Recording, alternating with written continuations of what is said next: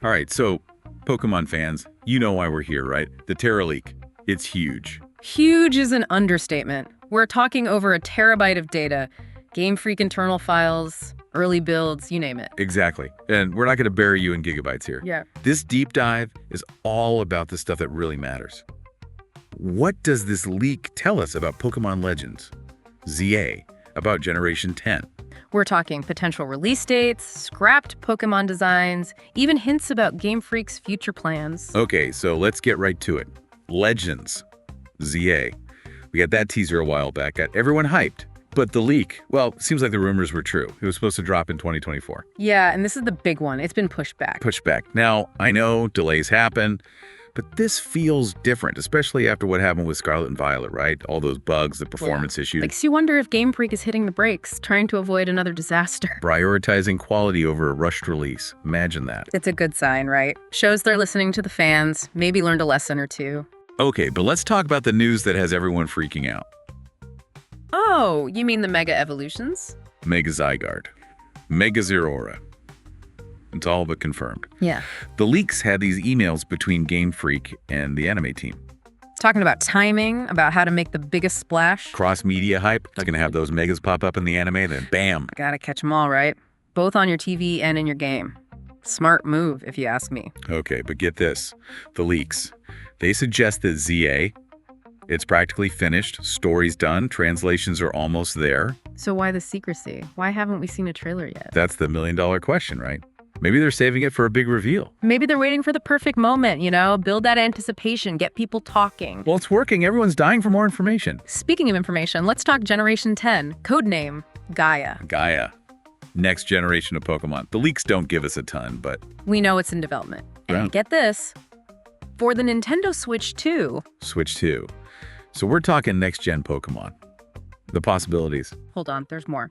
They're also testing a Switch 1 version. Wait, what? A Switch 1 version as well? Yeah, imagine this. A massive, sprawling world.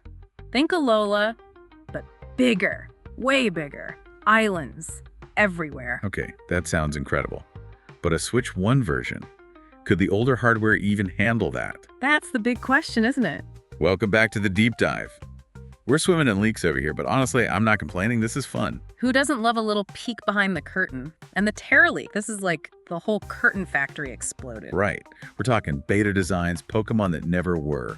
Stuff even the most diehard fans have never seen. Like alternate timelines, but for Pokemon. What if this design choice went differently? What if this Pokemon never made it into the game? Okay, for instance, remember that early Honchkrow design? Instead of that weird head crescent thing? You mean the thing that looks like it's about to fall off, yeah? Yeah. This one had a mustache. A glorious bushy mustache.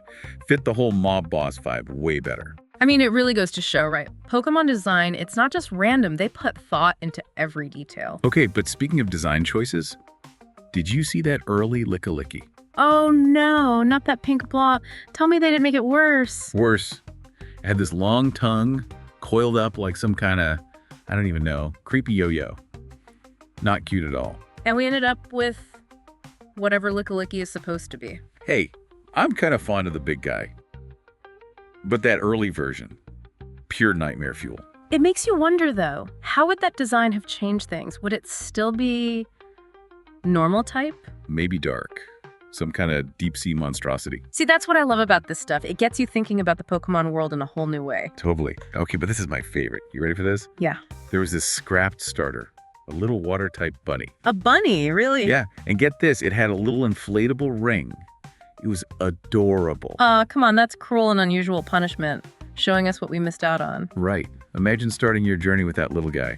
It just shows, for every generation of Pokemon, there were so many possibilities, so many different paths they could have taken. It really makes you appreciate the games we got, but also, man, the FOMO's real. For sure. But hey, at least we get to see this stuff now. Right. It's like a window into Game Freak's creative process. And it makes you realize they're not afraid to experiment, to try wild new things, even if those things end up on the cutting room floor. Speaking of which, they weren't just experimenting with Pokemon designs. The Terra League had entire storylines, game mechanics, even Pokemon regions that got scrapped. Remember that early version of Black and White? The intro was way longer. More backstory for N, more Getsies. Seriously, was it ever released? Nope, just sitting there in the leaked files, along with a ton of other stuff that never saw the light of day. I know some people are worried about the leak, will it make Game Freak more secretive, less likely to take risks? It's a possibility, but I like to think of it this way. This is a chance for them to learn, to grow, maybe even become more open with fans in the long run. Yeah, maybe.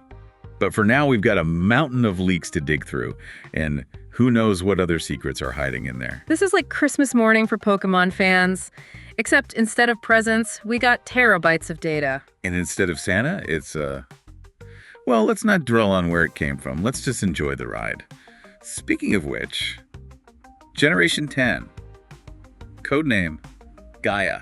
Gaia. It's the next chapter in the Pokémon saga, and from what we've seen in the leaks, it could be a massive leap forward. We're talking Nintendo Switch 2, right? Switch 2, baby. Imagine what they can do with that kind of power. A truly open-world Pokémon game. No more loading screens between routes. The possibilities are kind of mind-blowing. But hold on, didn't you say they're also making a Switch 1 version? Yeah, which begs the question, are they going to have to hold back on Gaia's full potential to make it work on the older hardware? That's a tough one.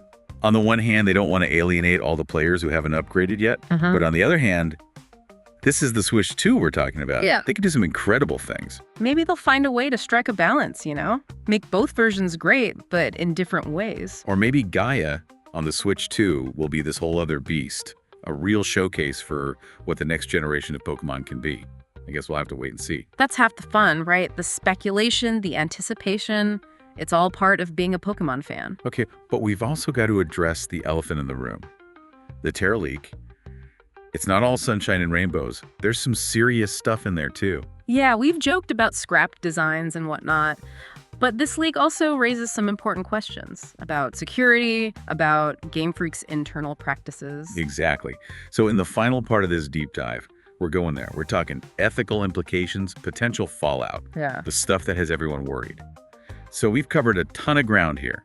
Mega evolutions, scrapped Pokemon, the Switch 2. It's a lot. A lot of excitement, a lot of speculation, but we gotta talk about the other side of this whole Terra leak situation. Yeah, the serious stuff. Because as much fun as it is to dig through these leaks, there are some big questions here about Game Freak, about the future of Pokemon. People are worried, and rightfully so. This wasn't just some minor leak, right? This was a huge security breach. Exactly, a terabyte of data. That doesn't just fall off a truck. Somebody messed up big time. Makes you wonder about their security protocols, their internal practices. I mean, what's going on over there? And the big question, how does Game Freak move forward after this? Will they clam up? Become even more secretive? It's definitely a possibility. I mean, the natural instinct after something like this is to batten down the hatches, right? Circle the wagon. Don't show anyone anything until it's ready for release. Exactly. But here's the thing. That kind of approach, it can stifle creativity, lead to stagnation. So what's the alternative? Just shrug it off, pretend it never happened. Well, no, they can't ignore it. But they can choose to see this as an opportunity, a chance to learn from their mistakes, to build better systems. And maybe, just maybe, to have some tough conversations internally. Yeah. About their design process, about ethical considerations. Exactly. This leak, it exposed some stuff, right? Stuff that maybe wasn't intended for public consumption. And that's a chance for Game Freak to reflect. To make sure they're creating a Pokemon world that's welcoming for everyone. A world that's fun, exciting, full of wonder, but also respectful, thoughtful. That's the Pokemon I grew up with. And that's the Pokemon I want to see continue for generations to come. Couldn't have said it better myself. We love Pokemon. The fans, I think, Game Freak, we all want what's best for this franchise. So let's hope they use this experience, this leak, as fuel to make Pokemon even better. To learn, to grow, to evolve. Just like our favorite Pokemon, and who knows, maybe this whole Terra Lake thing, this could be the start of something amazing. A new era for Pokemon. More transparent, more secure, but just as magical as ever. And we'll be here for every step of the journey. That's right. Thanks for joining us for this deep dive. It's been wild, it's been thought-provoking, and we're nowhere near done exploring the world of Pokemon. Until next time, trainers.